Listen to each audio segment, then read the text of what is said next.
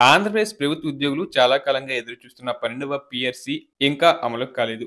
వాస్తవానికి ఇది 2023 జూలై 1 నుంచి అమల్లోకి రావాల్సి ఉంది.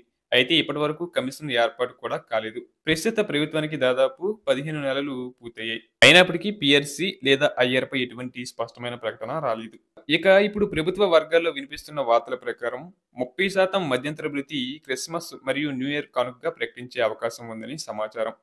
ఇది నిజమైతే ఉద్యోగులు మరియు పెన్షనర్లకు ఇది ఒక పెద్ద భారీ గిఫ్ట్ అవుతుంది. 2022 జనవరిలో వైసీపీ ప్రభుత్వం ప్రకటించిన 27% అయ్యారు. తర్వాత ఇది ఒక చరిత్రాత్మక నిర్ణయం అవుతుంది. ప్రస్తుతం ఉద్యోగులు మరియు పెన్షనర్లు దాదాపు 32,000 కోట్ల బకాయిలు పెండింగ్‌లో ఉన్నట్లు సమాచారం. ఈ బకాయిలు చెల్లిస్తే ప్రతి ఉద్యోగికి వారి బేసిక్ పే ఆధారంగా 2-3 లక్షల వరకు లాభం చేకూరే అవకాశం ఉంది. కానీ ఇప్పటివరకు వీటిపై కూడా ఎటువంటి అధికారిక నిర్ణయం రాలేదు. అలాగే 12వ పీఆర్సీ ఆలస్యం ఎందుకు?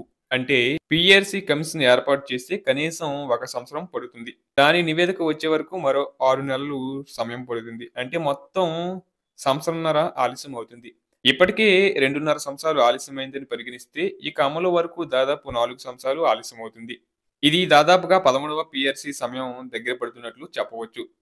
ఉద్యోగుల ప్రధాన డిమాండ్‌లేంటంటే, ఉద్యోగులు మరియు పెన్షనర్లు ప్రభుత్వం ముందు 3 ప్రధాన డిమాండ్‌లు ఉంచుతున్నారు.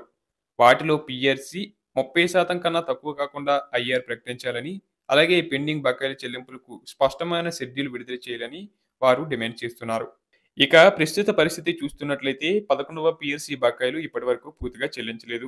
ప్రభుత్వం జారీ చేసిన జీవో ప్రకారం 2024లో 10%, 2025లో 20%, 2026లో మిగతా చెల్లింపులు చేయాల్సి ఉంది.